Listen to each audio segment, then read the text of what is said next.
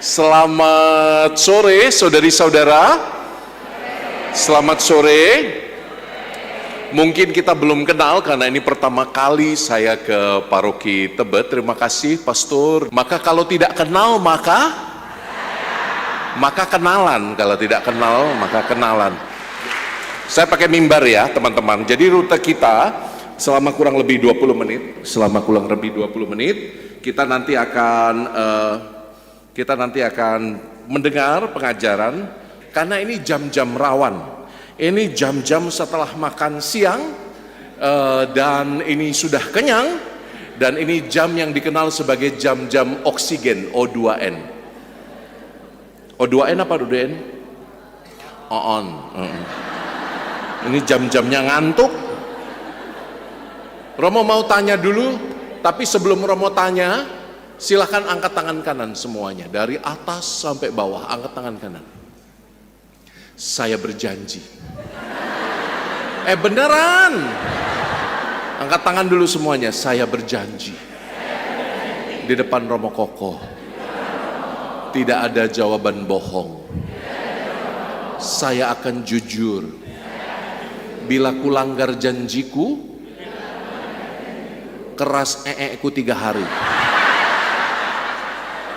Benar ini. Betul ya?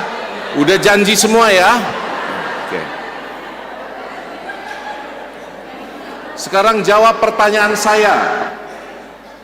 Siapa di sini yang HP-nya dikunci, di lock dengan password? Angkat tangan. HP-nya di lock, dikunci dengan password. Tinggi. Daripada 3 hari Anda menderita, lebih baik jujur. Tinggi, Romo mau lihat. Ini 95% ini di lock ini. Oke, turunkan. Siapa yang suaminya, istrinya, atau orang tuanya nggak tahu passwordnya? Angkat tangan. Tinggi. Pasangannya nggak tahu. Tinggi. Atau Romo balik, yang pasangannya tahu passwordnya. Angkat tangan. Tinggi. Oh, bagus ya. Banyak juga ya. Siapa yang punya HP lebih dari 1? Angkat tangan. Oh, banyak juga. Oh, jadi yang 1 itu Anda kasih tahu passwordnya, yang 1 enggak. Tuhan Yesus Allahku Raja. Kenapa Romo tanya seperti ini? Anda tahu ada fenomena, Anda tahu bahwa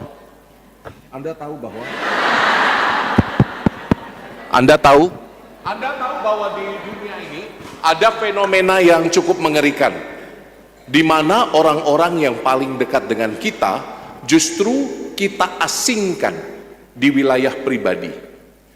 Itu sekarang fenomena yang makin marak. Cirinya apa? Orang tidak tahu lagi akses masuk ke dalam benda yang namanya HP. Itu salah satu ciri modernitas. Ciri modernitas, ruang privasi menjadi lebih besar. Sehingga di balik ruang privasi yang lebih besar, egonya juga makin besar. Di balik ego yang makin besar, mindset individualistik yang tidak sesuai dengan ajaran iman Katolik juga makin besar. Itu. Jadi ini hal pertama yang menarik sekali fenomenanya untuk diperhatikan. Makanya kalau Anda tanya bagaimana cara menemukan Tuhan di balik layar digital, gampang. Kasih tahu passwordmu kepada orang-orang yang dekat denganmu dan kasih aja aksesnya supaya kamu diketahui luar dalam. Betul begitu, Pastor? Kita para pastor satu komunitas tahu nggak ya password kita, Pastor?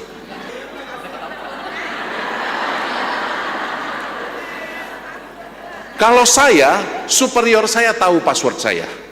Karena kalau badan sebesar ini cenderung gampang serangan jantung. Daripada HP saya nggak bisa dipakai lagi, superior saya tahu password HP saya, MacBook saya, Apple Watch saya.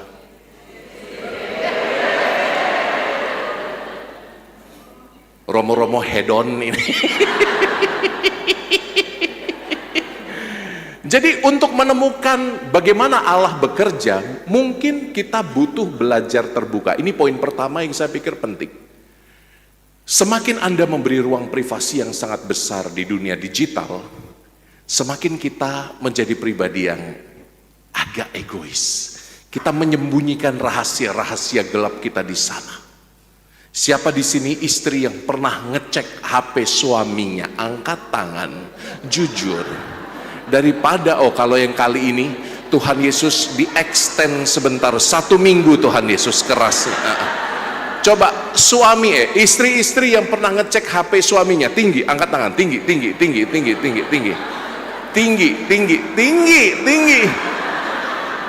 Pernah ya? Romo mau tanya dong, ada mic nggak? Mic, ayo panitia, ayo bergerak dong panitia. Coba saya tanya sama ibu yang baju hijau ini, ibu siapa namanya? Ibu siapa namanya? Ibu Endang. Ibu Endang. Iya, Ibu Endang kenapa kok ngecek HP suami? Biar tahu isinya apa. Iya. Suami tahu nggak bahwa Anda ngecek HP dia? Tahu. Tahu. Dia punya berapa HP? 1. Yakin? Yakin. Itu yang kau ketahui. Sekarang sudah almarhum. Hah? Sekarang sudah meninggal. Oh, sekarang sudah almarhum. Ya.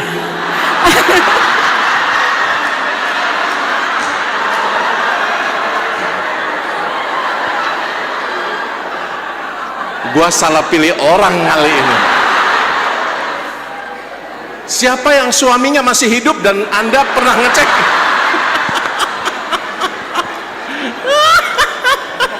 Siapa yang pernah ngecek lakinya punya HP? Siapa? Ibu ini coba. Iya. Kamu berapa tahun berkeluarga?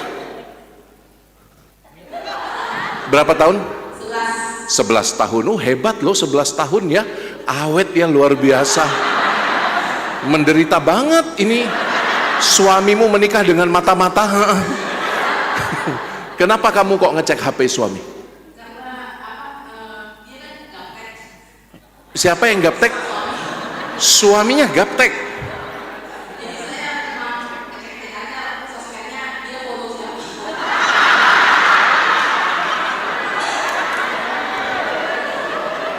Terus dia follow siapa?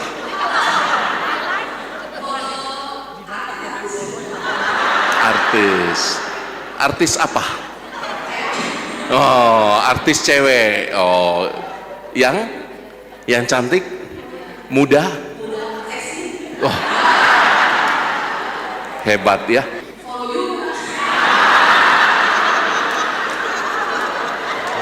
Hebat ya, hebat.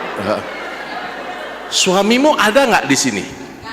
Oh, aman kita ya, aman ya. Yang ada di gereja ini biarlah tinggal di sini ya. Jangan keluar kabarnya ke sana ya. Nama suaminya siapa? Pak siapa? Pak siapa? Oh, nama Pak Pipip ya. Pak Pipip, follow Komsos Paruki Tebet.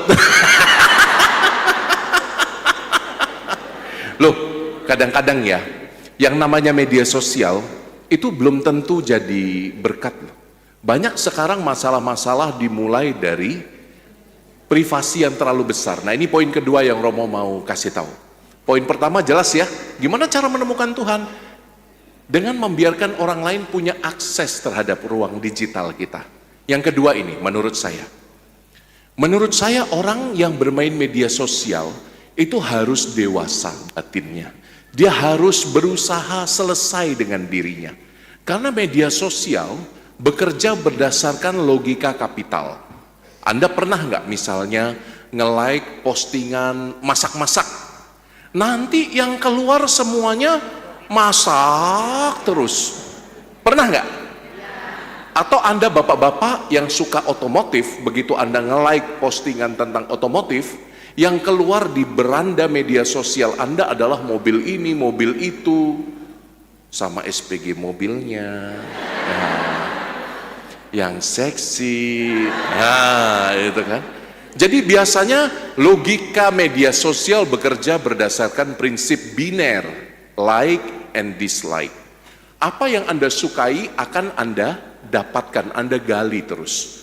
Dan ini berbahaya sebetulnya karena mereduksi kenyataan manusia pada struktur emosional yang paling dasar. soal suka dan tidak suka. Padahal kita manusia ini adalah misteri. Kita manusia adalah kompleks. Tapi yang disodorkan media sosial kepada kita hanyalah apa yang kita suka. Kalau Anda klik Romo Koko, yang keluar apa? Romo Eko. Apalagi? Apalagi? Ganteng Romo Eko apa ganteng Romo Koko sih? Romo Eko? Romo Eko? Berarti Anda udah tua. Followersnya Romo Eko tuh yang tua-tua. Rekam, viralkan. Coba Anda lihat, saudari-saudaraku yang diberkati Tuhan, ketika media sosial bekerja berdasarkan logika like and dislike, dan kita tiap hari hanya disogokin dengan apa yang kita suka, kebenaran lalu menjadi satu wajah. Kebenaran lalu menjadi terlalu sederhana. Dan di level emosional ini berbahaya. Karena apa? Karena kita bekerja berdasarkan insting suka dan tidak suka, kemampuan rasional kita untuk mencerna apa yang tidak kita sukai menjadi hilang. Banyak penelitian-penelitian menunjukkan bahwa sejak mulai muncul sosial media, nilai demokratisasi semakin turun karena tidak ada ruang untuk berdebat secara sehat. Lihatlah orang-orang politikus, ahli-ahli politik yang muncul di televisi, itu kalau berdebat, levelnya tuh ngamuk-ngamukan. Bukan lagi pakai silogisme, bukan lagi pakai logika, bukan lagi sesuatu yang kritis. Tapi apa yang muncul? Keburukan-keburukan. Anda lihat soal ijazah yang gak selesai-selesai itu. Ampunilah. Yang diulik itu bukan argumen atau argumen, tapi ya itu memuakkan menurut saya. Ngapain satu bangsa ngurusin itu coba? Ya. Jadi hemat saya, sekarang ini masyarakat bisa menjadi sangat divisive. Dan itu gejalanya sudah muncul. Anda orang Kristiani, siap-siap loh Anda. Karena nanti ketika tahun politik sudah akan datang, narasi-narasi agama itu mulai dimunculkan lagi nanti. Lihat aja tanggal mainnya. Dan kita nanti mudah sekali dikorbankan.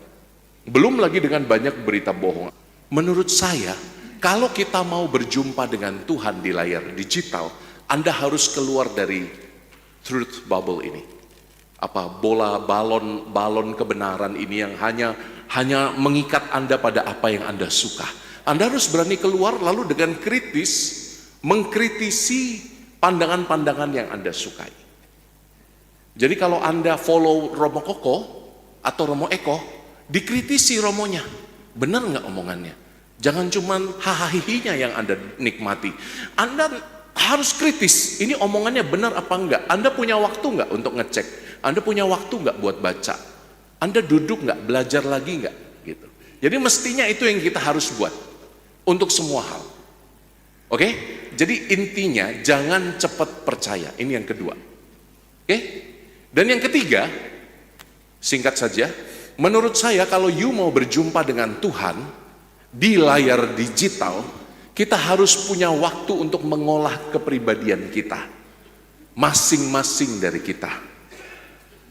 Pertanyaannya, apakah waktu Anda di ruang digital itu yang orang Indonesia itu juara ketiga di seluruh dunia, screen time-nya paling lama, itu juara ketiga orang Indonesia, bisa 9 jam, 9,5 jam. Itu gila loh, 9,5 jam.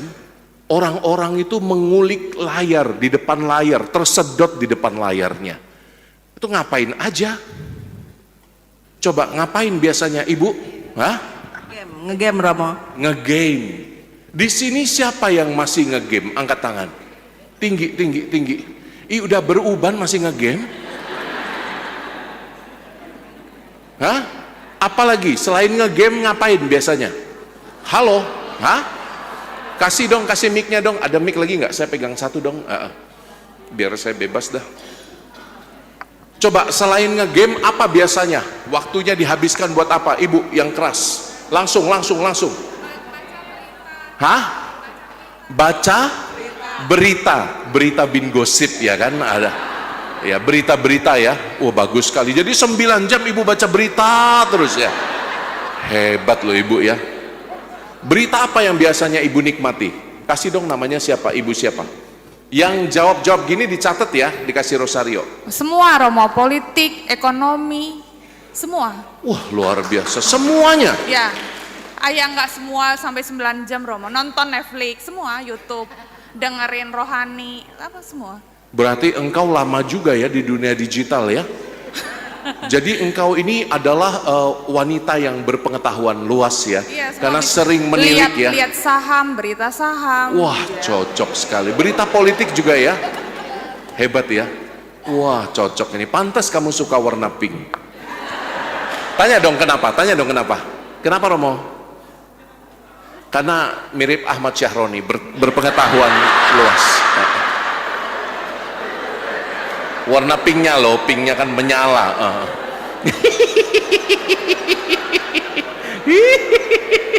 Saya baru sadar ini panitia pakai pink semua hari ini ya. Saya jarang melihat bapak-bapak yang galak kayak gini wajahnya, tapi dia pakai pink. Ih. Coba berdiri dulu Pak. Berdiri dulu. Oh, keren. Jelas ya. Yang kedua, kritisi segala sesuatu. Mungkin kita harus melatih nalar kita lagi. Jangan cepat percaya apa yang terjadi di media sosial. Karena apa? Mereka punya logika sendiri untuk kapitalisme pasar. Logika pasar, semakin banyak kita like, semakin dapat duit itu. Produk-produk yang, ya semuanya, YouTube, Instagram, semakin engagementnya tinggi, semakin banyak duit yang dihasilkan. Jadi coba kritisi pemikiran bahkan yang Anda sukai. Lalu yang ketiga, tadi Romo bilang, Anda harus punya waktu untuk melatih batin Anda. Instead of 9,5 jam, mungkin Anda setengah jamnya itu latihan rohani. Kalau Anda tidak disiplin dalam latihan rohani, alokasikan waktu untuk latihan rohani, kayaknya sulit bagi kita untuk dewasa secara batin. Pertanyaan Romo, umat Paroki Tebet yang datang seminar ini, pertanyaan saya, umat Paroki Tebet, semua Anda yang datang seminar ini, ada nggak yang punya waktu dalam 24 jam, setengah jamnya itu berdoa, pribadi dan keluarga? Angkat tangan. Yang benar, setengah jam. Coba Romo lihat, angkat tangannya yang tinggi, coba, tinggi. Tuh kan, benar dugaan Romo kan? Yang angkat tangan kebanyakan yang udah dekat kerajaan surga.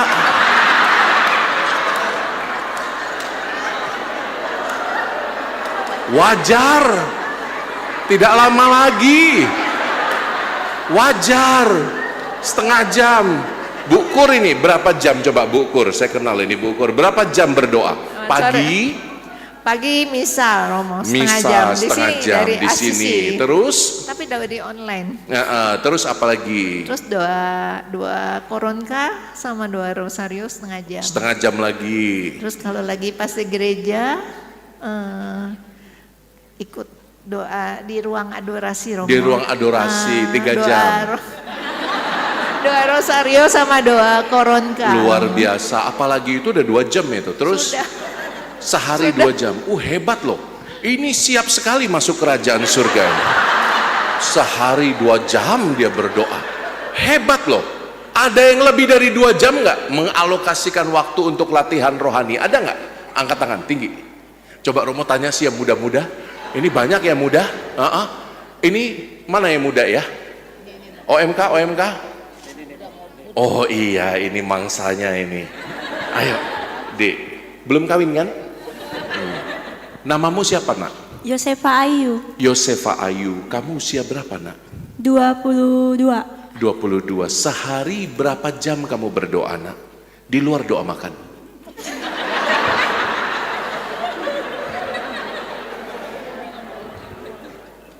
Kira-kira aja. Doa makan nggak dihitung.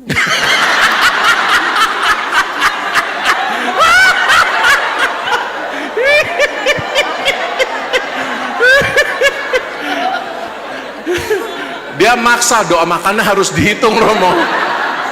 Karena apa? Itu satu-satunya doa yang secara konsisten didoakan oleh orang-orang muda. Ya kan? Nah, selain doa makan, kamu ada doa apa harian? Ingat loh nak, 3 hari menderita kalau bohong. Apa nak? Doa tidur sama doa sebelum kuliah. Doa tidur dan doa sebelum kuliah. Ya jadilah ya. Hebat loh ini. Dia masih ingat loh tidur itu berdoa.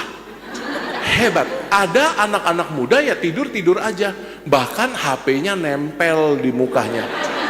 Coba Romo mau tanya, siapa di sini yang HP-nya ada di sebelah bantalnya biasa? Tinggi. Please. Tuhan Yesus di extend 10 hari Tuhan penderitaannya. Coba tinggi. Siapa yang HP-nya biasa ditaruh di sekitar ruang tidurnya? Angkat tangan, tinggi. Bener. Karena apa? Karena HP itu sudah jadi bagian yang extension of ourself gitu ya, kalau bahasa kerennya itu dia kayak sambungan dari hidup kita. Dunia digital itu kan cermin dari dunia offline kita, bener nggak? Jadi dia nggak bisa jauh-jauh. Bahkan orang-orang kalau zaman dulu tradisinya sebelum tidur itu biasanya keluarga bapak ibu anak berlutut di depan patung Bunda Maria, doa rosario. Saya masih ingat zaman dulu seperti itu.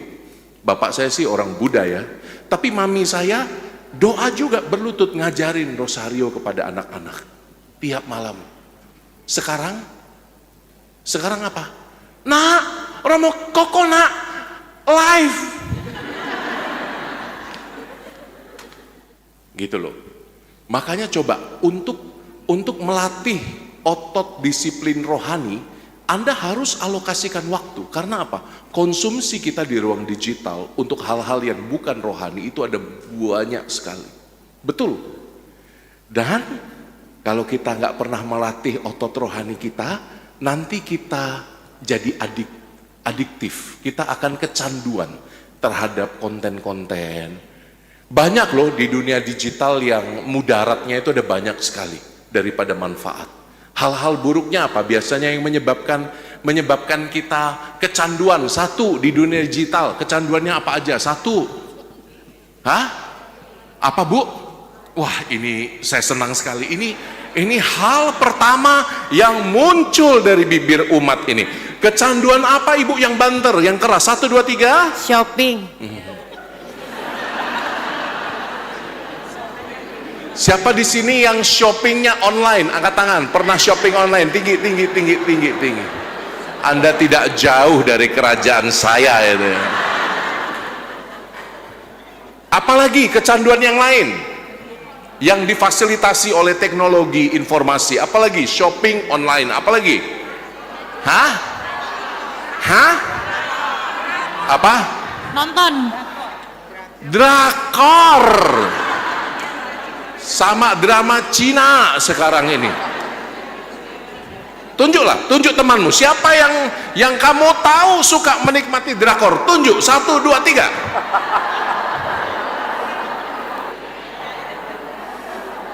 Seolah-olah, loh, Romo mau tanya, menikmati drakor, menikmati drama Cina, salah nggak? Dosa nggak? Dosa nggak? Tergantung. Satu, kalau kamu memakan waktu produktifmu untuk konsumsi yang berlebihan drama Cina, untuk memuaskan rasa-rasa romantis yang tidak kau dapatkan dari suamimu, itu berbahaya, itu dosa. Kedua, kalau kamu dari drama Cina dan drama Korea yang mengharu biru itu, kamu punya ideal yang keliru tentang suamimu. Andai kata suamiku setampan itu, andai kata pacarku sesweet itu. Kalau Anda punya pengharapan yang palsu yang datang dari drama Cina dan drama Korea yang berlebihan, lalu Anda berkelahi dengan pasangan Anda gara-gara ekspektasinya tidak sampai, itu bisa jadi dosa. Dengarkan kata-kata saya. Karena apa? Ilusi.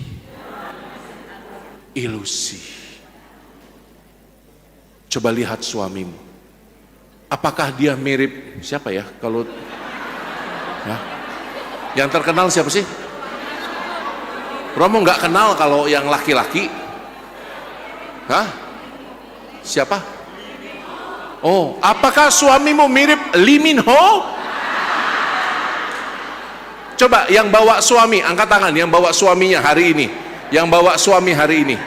Dipegang tangan suaminya, diangkat. Coba dilihat wajahnya. Apakah dia mirip Lee Min Ho?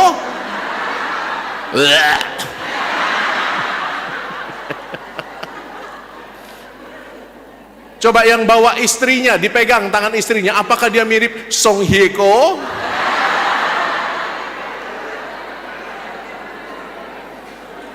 Yang ada di kepala saya cuma Song Hye Kyo, karena apa?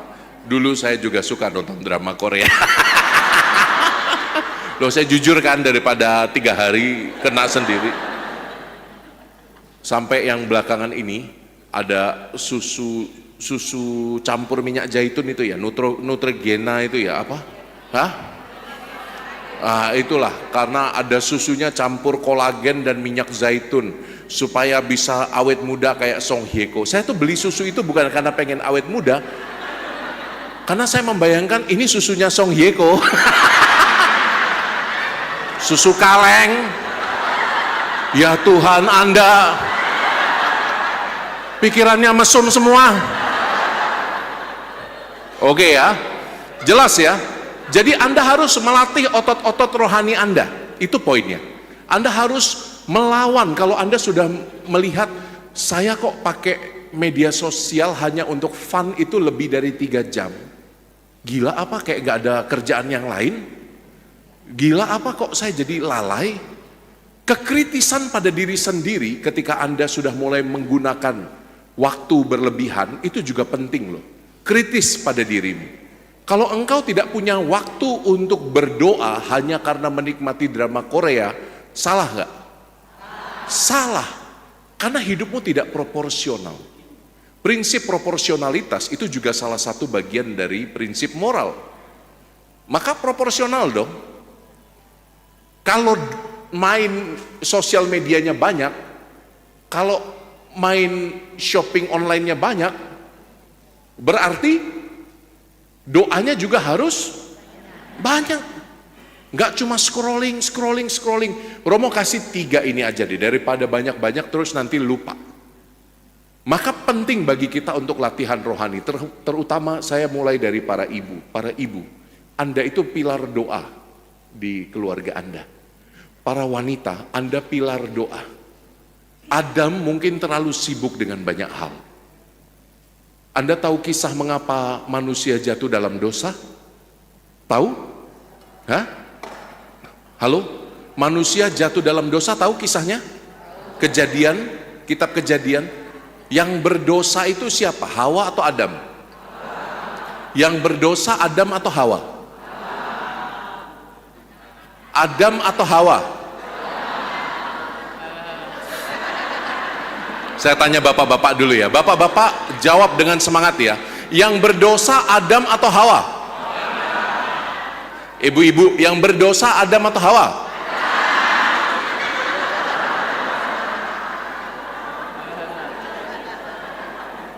Apa bu? Dia bilang yang berdosa ular, pastor, ular. Luar biasa ya. Gara-gara ular, pastor, kami berdosa. Itu persis jawaban si Hawa. Hawa itu nggak senang disalah-salahin sama si Adam. Lihatlah, perempuan kalau disalahin mana terima dia. Hah, bukan aku yang salah, kau yang salah. Nah, itu kan. Bapak-bapak yang punya pengalaman relatif sama dengan kata-kata Romo, silahkan memejamkan mata kayak gini, kayak kasih kode. Jangan menjawab, berbahaya. Menurut Alkisah, Adam atau Hawa dulu yang makan buah itu? Yang makan buah terlarang itu Hawa dulu atau Adam dulu? Kok sek mati-matian Adam toh bu, wong ceto-ceto. Kowe iki lho. Yang makan buahnya menurut kitab suci pertama kali Adam atau Hawa? Hawa. Jadi yang berdosa pertama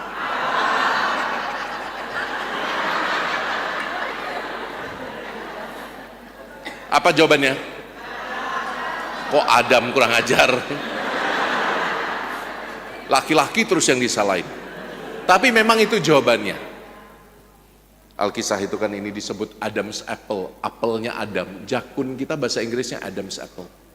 Karena menurut legenda yang belum tentu benar, itu Adam itu cuma makan 1 gigit. Lalu turun buah terlarang itu di sini nyangkut. Nah, Hawa makan 2, turun agak jauh.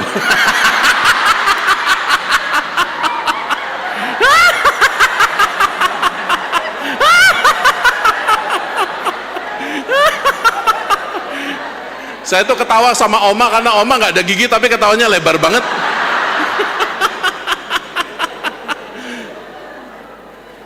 Ingat, Hawa yang makan duluan bukan? Kemana Adam ketika Hawa makan buah terlarang?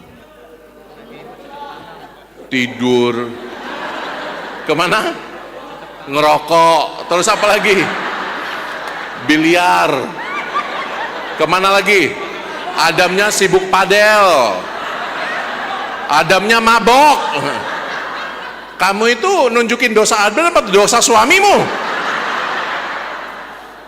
Jadi saudari-saudara ingat, mereka berdua mestinya selalu bersama-sama. Tetapi ketika yang satu pergi, yang satu rentan terhadap dosa. Begitulah logika dosa. Dosa itu diserang itu egonya.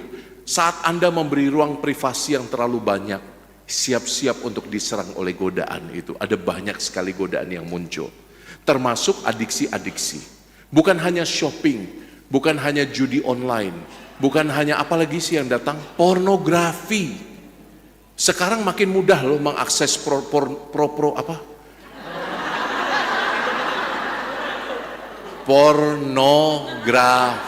Nah, ada anak kecil nggak di sini?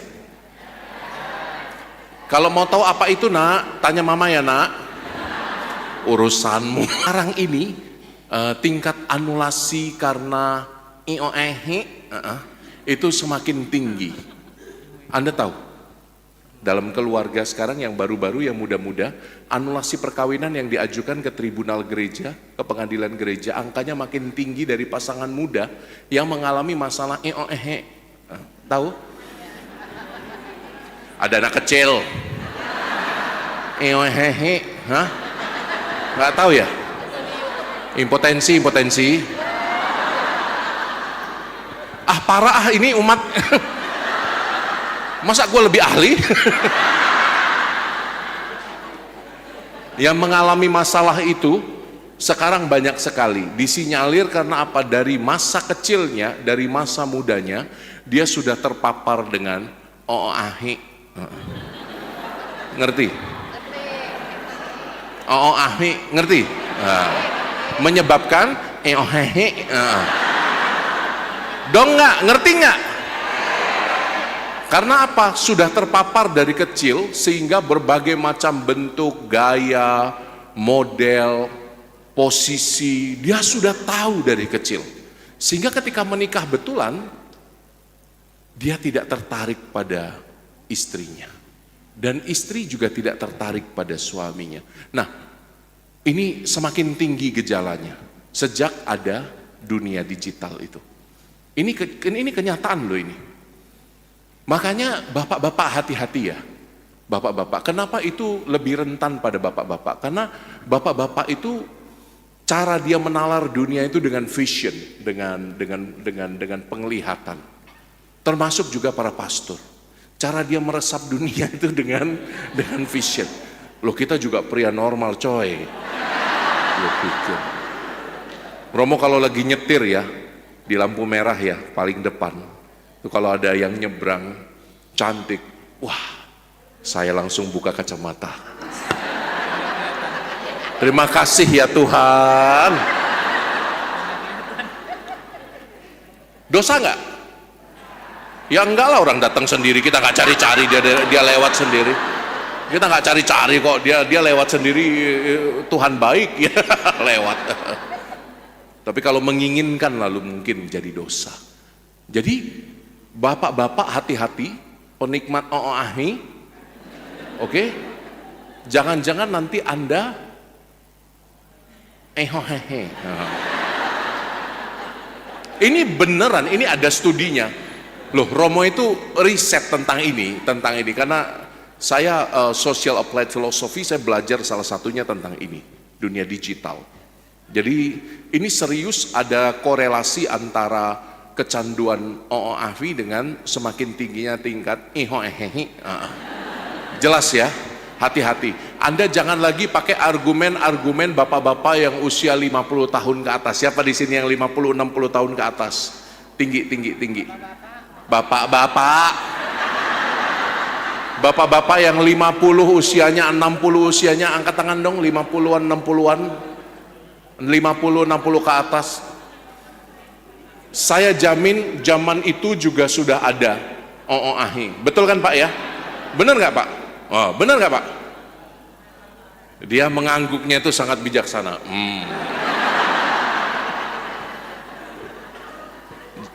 Padahal dari wajahnya kelihatan bandar itu. Zaman dulu ada kotak VHS itu, masih ingat Pak? Lalu ada yang laser disc yang gede. Terus ke apa lagi ya? Ke CD. Nah, itu banyak itu yang jualan zaman-zaman dulu. Anak-anak sekarang tidak perlu repot pergi ke pasar diam-diam. Dulu kan di pasar dibungkus koran lah, dibungkus apa, dilipat di dalam majalah. Bener nggak? Kenapa Romo tahu? Enggak.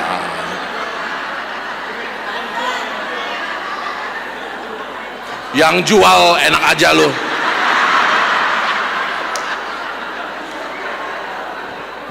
Romo tahu karena mendengarkan sharing dari Pak Heri.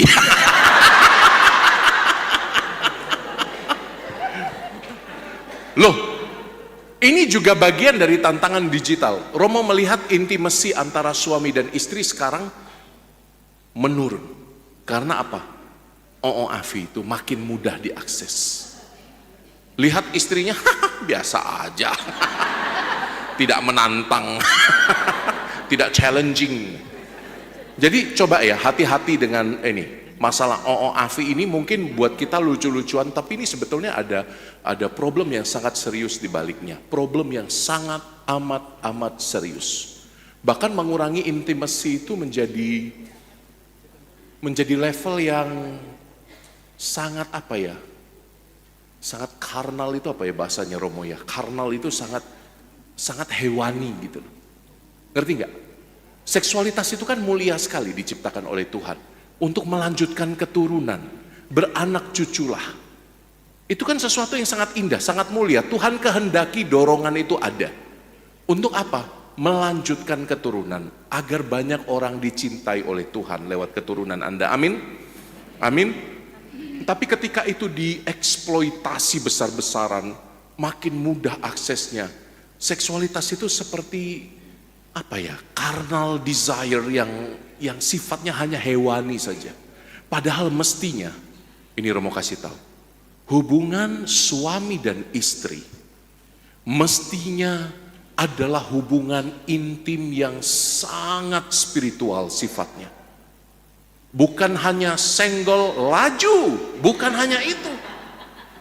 Itu Anda berhubungan nanti seperti anjing-anjing saya di pasturan. Saya punya 8 anjing. Kalau sudah musim mareng, sudah musim kawin itu, ya Tuhan, kita lagi doa dia kawin di depan kita. Saya lempar sepatu dong. Woi, kalian ini nggak solider sama tuannya. Sana pergi. Tuannya saya libat semua. Loh, kita kalau hanya model senggol ayo, nanti kita tidak akan bisa menunjukkan sakramentalitas dari hubungan suami dan istri. Padahal hubungan suami istri itu sangat dalam. Nih Romo kasih tahu satu rahasia yang mungkin Anda belum tahu jadi orang Katolik. Kenapa gandum dan anggur jadi materi sakramental untuk Ekaristi? You tahu nggak? Karena di dalam gandum, di dalam biji gandum ada yang namanya endosperma. Yang punya sperma siapa? Laki-laki, termasuk Romo. Oh ya, punya.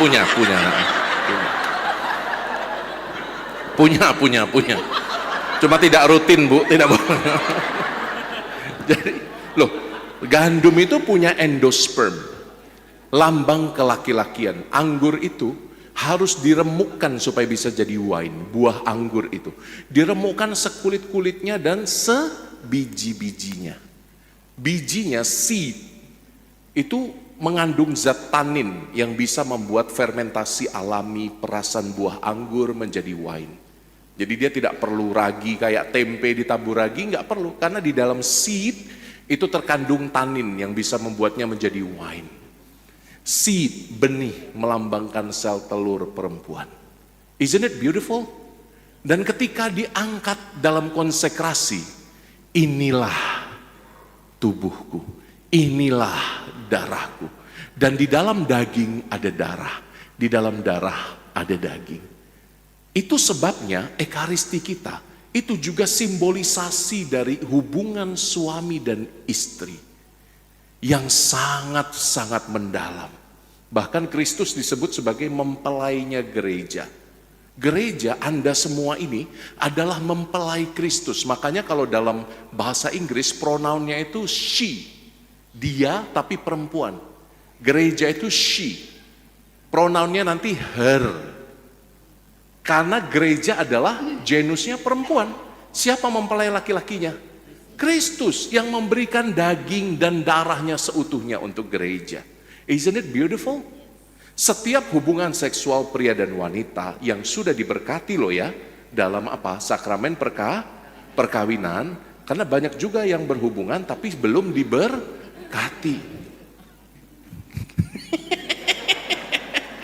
Loh banyak itu. Loh, perintah beranak cucu itu apa toh? Perintah beranak cucu itu kan turun setelah Adam dan Hawa itu diberkati. Baru keluar perintah Tuhan beranak dan bercuculah. Ya toh? Makanya kami, para imam, para suster, para bruder yang tidak menerima berkat untuk perkawinan, kami tidak terikat pada perintah untuk beranak cucu. Kalau punya malah jadi skandal. Dong nggak? Ngerti nggak? Ngerti nggak? Makanya hubungan suami istri di zaman digital ini ditantang dengan banalitas kalau istilahnya. Jadi hubungan yang terlalu menjadi karnal, seperti hewan kalau kita hanya menikmati ahi. Dong nggak? Halo? Halo, dong nggak? Istri tidak lagi menarik, istri tidak lagi mencerminkan kasihmu pada Kristus. Istri tidak bisa menjadi tempat di mana kamu mengasihi dia seperti Kristus mengasihi gereja dan sebaliknya. Oke? Itu aja dari Romo 3 poin panjang yang Romo sebarkan ke sana kemari. 3 poin itu apa? 1? Halo? 1? Yang nyatat siapa? Dapat rosario nih. Siapa yang berani? 1? Angkat tangan dong. 1? Hah? Membuka akses kepada keluarga terdekat. Membuka akses terhadap keluarga terdekat. Bahasa lainnya, privasimu coba kamu refleksikan baik-baik. Jangan-jangan ruang digitalmu terlalu privat, sehingga kamu menikmatinya terlalu lama. 2? Ini yang jawab. Ciri khas perempuan, dia nggak mau salah dia, pokoknya orang lain. Ini aja Romo, ini aja. Apa Bu yang kedua? Kritisi pemikiran Anda, bahkan untuk hal-hal yang Anda sukai, lebih-lebih itu. Karena jangan-jangan kita hidup di dalam bubble truth atau truth bubble. Jangan-jangan kita ternyata mandangnya kayak kacamata kuda. Kita nggak bisa lagi lihat yang luas. Kita hanya lihat, percaya apa yang kita sukai. Latihan rasionalitas kita. Ketiga, latihanlah rohani. Latihan rohani secara konsisten. 30 menit setiap hari. Karena tantangan di dunia digital untuk adiksi ada banyak sekali. Ada judi online termasuk sampai AFI yang menyebabkan hehehe. Oke? Jelas semuanya? Bisa diberdirikan. Hah? Doa peneguhan. Oh, ada pastor paroki loh. Pastor, sweet, gunting batu, kertas. Aduh. Kalah. Memang pastor senior ini luar biasa ya. Umat, sebagai penutup, banyak sekali Anda menggunakan media sosial untuk bergosip. Romo lupa satu hal yang penting. Jangan ya, gosip itu membunuh, kata Paus Fransiskus. Apalagi para pastor kalau digosipin, Anda membunuh imamatnya. Para suster kalau digosip, biaraan mereka. Jujur ya, siapa di sini yang pernah gosipin para pastor, suster, bruder, frater? Angkat tangan dong. 1. Doa saya masih berlaku loh yang tadi. 3 hari keras.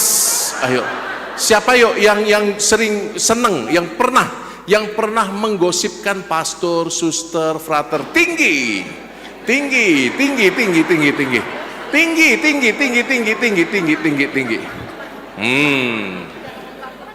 Jangan ya. Biasanya kan kita ingin berbagi informasi kalau bergosip itu. Kamu tahu nggak sih, gitu kan biasanya ya. Udah dengar belum? Nah, orang pertama datang, pastor, nama Pak akrabnya siapa? Pastor Meriko. Kamu tahu nggak sih, Pastor Meriko semalam dia makan dengan satu keluarga Kristiani. Orang kedua datang dengan berita yang berbeda. Kamu tahu nggak sih, Pastor Meriko semalam makan dengan ibu Kristiani. Orang ketiga datang lagi dengan berita yang jauh lebih mengerikan. Kamu tahu nggak sih, udah dengar belum? Pastor Meriko sudah makan ibu Kristiani. Hati-hati, jangan bergosip, jangan lewat WhatsApp, lewat media komunikasi, jangan bergosip. Itu aja pesan Romo yang terakhir ya. Dukung para imam Anda, semenjengkelkan apapun mereka, semembosankan apapun homilinya, membuat jengkel apapun. Seperti Romo Koko ya tadi ya, membuat jengkel kamu ya yang dari Taiwan. Jadi terimalah mereka apa adanya, oke? Ingatkan bila perlu secara personal, jangan menyebar gosip. Bisa? Bisa? Masuk akal nggak seminar hari ini? Masuk akal nggak? Masuk akal. Yuk kita doa. Dalam nama Bapa dan Putra dan Roh Kudus. Amin. Bapa Surgawi, kami bersyukur boleh menikmati pendalaman iman ini.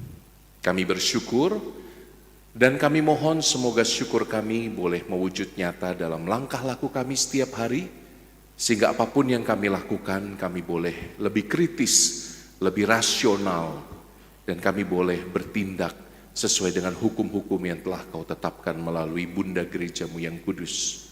Bantu kami menjadi pribadi yang lebih bijaksana, bantu kami hidup menurut citramu, bantu kami sadar bahwa kami adalah anak-anak Allah yang Kau kasihi, dan semoga berkat Allah yang luar biasa turun untuk keluarga-keluarga yang hadir pada sore hari ini dengan berkat-Mu dalam nama Bapa dan Putra dan Roh Kudus. Amin.